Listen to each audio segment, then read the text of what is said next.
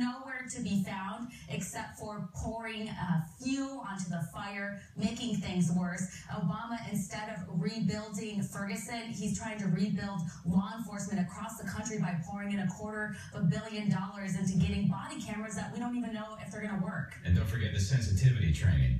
Exactly. What else do you have on page 5?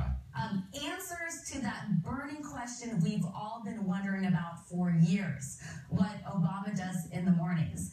During an ESPN radio interview with Colin Cowherd, Obama confessed how he uses his time. And let me tell you, it's not reading reports. You know, I appreciate that LeBron and Magic and other folks helped to drive this message about getting health insurance.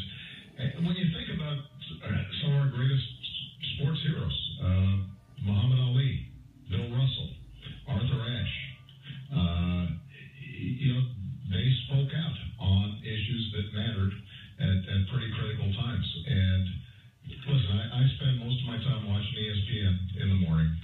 I get so much politics, I don't, want to be inundated with a bunch of chatter about politics during the day.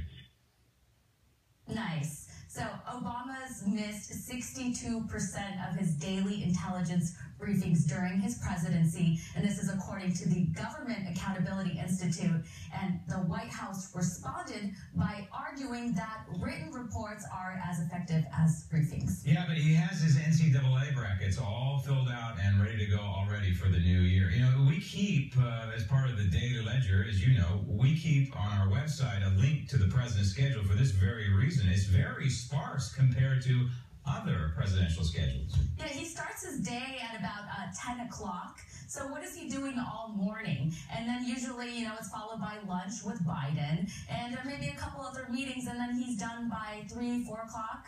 Maybe 5 o'clock if it's a late day. So it's pretty absurd. I mean, people are calling him the laziest president we've ever seen. And, really, he's never earned a dime on his own. It's all been, he's only made public money. So, actually, he did. He used to scoop ice cream for Baskin-Robbins when he was a teenager. Oh, good. Now, Steph, you're going to get the hate mail with the laziest president. She said it. I didn't say it, okay? Thanks, Steph. Coming up next, page 6, political, media, and inside the Beltway newsmakers, says the Daily